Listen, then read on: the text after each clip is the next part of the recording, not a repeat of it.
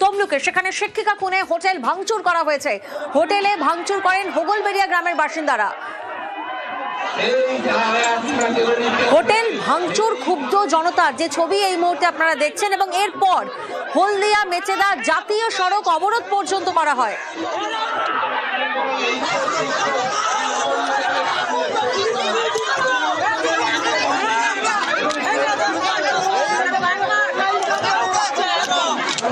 তমলুকের হোটেলে তালা বন্ধ ঘরে শিক্ষিকার দেহ উদ্ধার হয় এবং তারপরে এভাবেই ক্ষুব্ধ জনতা তারা হোটেল ভাঙচুর করে, জাতীয় সড়ক অবরোধ করে।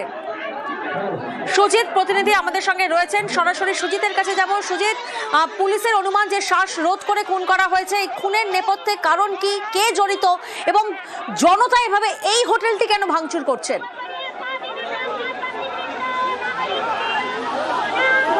জনতা কেন এই হোটেল ভাঙচুর করছে সেই প্রশ্নে তোমাকে জানিয়ে রাখি, জনতার প্রশ্ন যে তারা বলছেন যে কেন দিনের পর দিন অসামাজিক কাজ চললেও এই হোটেলে কেন ব্যবস্থা নেওয়া হয়নি, তাই তারা ক্ষুব্ধ হয়ে উত্তেজিত জনতা তারা কিন্তু ভাঙচুর চালালো হোটেলে। তমলুকের রামতারকের এই হোটেলে এখান থেকে কিন্তু একটি তালাবন্ধ রুম থেকে এক শিক্ষিকা তরুণীর মৃতদেহ উদ্ধার হয় এবং সেই উদ্ধারের পর যাকে সন্দেহ করা হয়েছিল, যে খুন করেছে বলে মনে করা হচ্ছিল, পুলিশ তাকে গ্রেপ্তার করতে গেলে এবং প্রিয়াঙ্কা সে কিন্তু বিষ খেয়ে আত্মহত্যার চেষ্টা করে।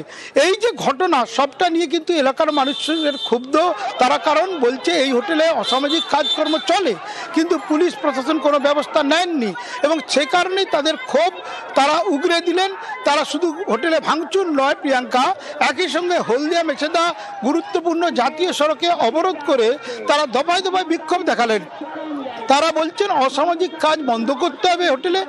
একই সঙ্গে এই খুনের ঘটনায়, তরুণী শিক্ষিকা খুনের ঘটনায় যারা যুক্ত, একজন গ্রেপ্তার হয়েছে, তাদেরও বলা যায় গ্রেপ্তার করতে হবে, শাস্তি দিতে হবে। এই দাবিতে আজকে উত্তাল হয়ে উঠল তমলুকের দফায় দফায় বিক্ষোভ দেখান জনতা। 23 তারিখ সরস্বতী পুজোর দিন ও বাড়ি থেকে বেরিয়ে আসে, ও একটা স্কুলে কর্মরত, সেখানে সরস্বতী পুজো উপলক্ষে আসে। রাত্রি 10টার সময় আমার সঙ্গে ফোনে যথারীতি কথা হয়েছে। সকালবেলা দেখি ফোনটা রিং হচ্ছে, তুলছে না, বলে হয়তো কোনো কাজে ব্যস্ত আছে বা হয়তো স্কুলে এসেই থেকে গেছে বা এরকম কিছু হতে পারে। তারপরে কিছুক্ষণ পরে সুইচ অফ হয়ে গেছে। এটা অবশ্যই প্ল্যানিং মার্ডার। আমি সবার কাছে চাইবো পুলিশ প্রশাসন যে এর তদন্ত যেন পূর্ণাঙ্গ হয়। পুলিশ দ্রুত পৌঁছায়, পুলিশের প্রেজেন্স ওটা ভাঙা হয় এবং পুলিশের প্রাইমারি যেটা মনে হয় ভিতরে একটি মহিলা, তাকে শ্বাসরোধ করে হত্যা করা হয়েছে এবং তার যে পুরুষ সঙ্গে বীরবাহু মান্না, সেটা আমরা জানতে পারি প্রাথমিকভাবে যেটুকু পাচ্ছি, সে হত্যা করে এবং পরবর্তীকালে সে কিছুটা ভয়, কিছুটা অনুতাপ ইত্যাদি থেকে বিস্পান করে আত্মহত্যার চেষ্টা করে। এখন পর্যন্ত তদন্ত এই জায়গাতে আছে। অসুস্থ হওয়া মাত্র তাকে আমরা নজরদারিতে রেখেছি, আমরা কাস্টডিতে নেবো এবং ফার্দার দ্য ইনভেস্টিগেশন। আর এবার নজর রাখবো সোনামুখীর বিজেপি বিধায়কের গাড়িতে হামলা, পুলিশের সঙ্গে বাগবিতণ্ডায় বিজেপি বিধায়ক।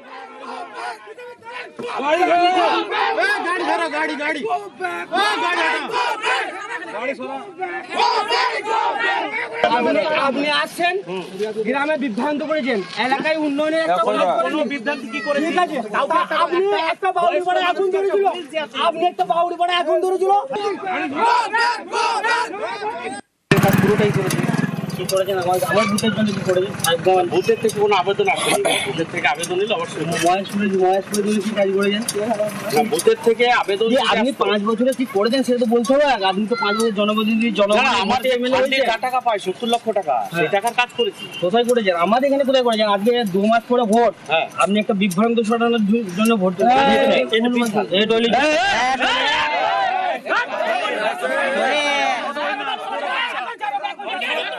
আপনারা দেখলেন বাগবিতণ্ডার, আর এরপরে বিধায়কের গাড়ি লক্ষ্য করে ইট ছোঁড়ার অভিযোগ। প্রতিবাদে রাস্তায় আগুন জ্বালিয়ে অবরোধ দেখান বিজেপি কর্মীরা। কিন্তু এহেন পরিস্থিতি কেন সৃষ্টি হলো?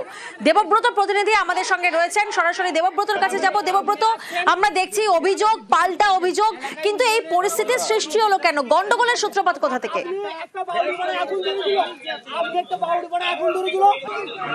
একদমই, দেখো যেমনটা জানতে পারা যাচ্ছে, সোনামুখী বিধানসভা এলাকার মহেশপুর, যেমনটাই বিজেপি বিধায়ক বলছে যে মহেশপুরে এক ব্যক্তি রয়েছে, অসুস্থ ব্যক্তি। ব্যক্তি, দীর্ঘ কয়েকদিন ধরে তিনি হাঁটতে পারছেন না, একটি ট্রাইসাইকেলের দাবি করেছিলেন বিধায়কের কাছে, তাকে দেখতে এবং তাকে ট্রাইসাইকেল দিতে একটি বিধায়ক গিয়েছিলেন, তার সঙ্গে দেখা করেন। সেখান থেকে যখন ফিরে আসে মহেশপুর এলাকা থেকে, গ্রাম পেরিয়েই যখন গ্রামের অদূরে আসে, ঠিক তখনই কয়েকজন যুবক বিধায়ককে দাঁড় করান। তারপরে বিধায়ককে জিজ্ঞাসা করতে থাকে 5 বছর কেটে গেল, এখনো এলাকায় উন্নয়ন কোথায়, বিধায়ক এলাকায় কি কি উন্নয়ন করেছে, এই দাবি তুলতে থাকেন।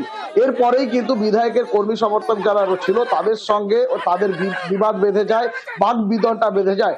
তখনই কিন্তু এক পশলা উত্তেজনার সৃষ্টি হয়। তারপরেই কোনো মতে বিধায়কের যে দেহরক্ষীরা রয়েছে তারা বিধায়ককে গাড়িতে চাপিয়ে সেখান থেকে নিয়ে আসতে গেলে, যেমনটা বিধায়ক অভিযোগ করছে, পেছন থেকে ইট বৃষ্টি করতে থাকে এবং ইট পাটকেল ছুটতে থাকে, এবং পাশাপাশি এও অভিযোগ করছে বিধায়ককে খুনের হুমকিও দেওয়া হয় সেখান থেকে।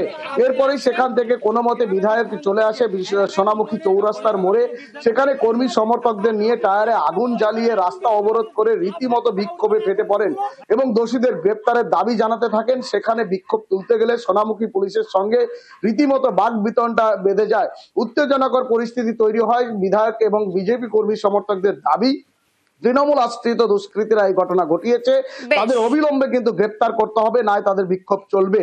এই পরিপ্রেক্ষিতে সোনামুখী থানায় অভিযোগ জানানো হয়। তৃণমূল দাবি করছে যে এটা জনরোষ, পাবলিক এই ঘটনা ঘটিয়েছে, তৃণমূল যুক্ত নয়। একেবারেই তৃণমূলের কিছু দুষ্কৃতী ওই গ্রামের মুখটাতে, ঢোকার মুখটাতে দাঁড়িয়েছিল। তারা দাঁড়িয়ে থেকে ফোনাফুনি করে, লোক জড়ো করে, বাচ্চা কাচ্চা জড়ো করে, তারা আজকে ভাবুন, ওই যে ওরা বলছে আমাকে যে আপনি ঢুকবেন না, এই ছোট ছোট বাচ্চা তারাও পাথর ছুটছে গাড়িতে। আমরা কোথায় আছি? বিচার আপনাদের কাছে রাখলাম, আপনারা বিচার করুন। আমরা লিখিত অভিযোগ থানায় জানাবো, দেখবো প্রশাসন কি করে। এই যে যারা দুষ্কৃতী হামলা আজকে করলো তাদের বিচার চাই। এটা মানুষের অধিকার, ওই মানুষের ভোটেই কিন্তু উনি জয়যুক্ত হয়েছে। অত একজন বিধায়ক সাহেবের কাছে সাধারণ মানুষ যদি জানতে চাওয়াটা যদি হামলা হয়ে থাকে, আমার মনে হয় বিধায়ক সাহেব মানুষের উপর কোন একটা দোষারোপের পালা চাপিয়ে দিচ্ছেন। সেই এলাকায় যদি মানুষ আপনাকে ঘিরে ফেলে, তাহলে আপনি মানুষের কাছে পৌঁছতে পারেননি, আপনি মানুষের দরজায় উন্নয়ন নিয়ে যেতে পারেননি। এই ঘেরাও শুরু হয়েছে, এরপর দেখতে থাকুন আগে কি হয়। এটা শুরু হয়েছে রাস্তায় বসে কিছু নয়, হাতে বাটি ধরাবো দিবাকর গরম, ওয়েট করো খালি। আর এবার নজর রাখবো মঞ্চে মিমিকে হেনস্থার অভিযোগ। মিমিকে মঞ্চ থেকে নেমে যেতে বলা হয় বলে এমনটাই অভিযোগ। বনগাঁয় একটি অনুষ্ঠান এবং সেই অনুষ্ঠানে যান মিমি এবং সেখানেই হেনস্থার অভিযোগ করছেন অভিনেত্রী। ওই যে ওইদিকে সবাই যেমন দেখছিল, আপনারা মিমি চক্রবর্তীকে দেখলে অবশ্যই এখন রাত্রি 12টা বেজে গেছে, এখন মিমি চক্রবর্তী প্রোগ্রাম এখানেই শেষ। ওকে, সবাই খুশি তো? হ্যাঁ, প্রোগ্রাম হবে, আর্টিস্ট আছে। ওকে, একই না নারায়ণ বলবে। থ্যাংক ইউ সো মাচ মিমি। আমি একটা বলছি হবে না, আমি একটা বলছি হবে না হলে হবে না।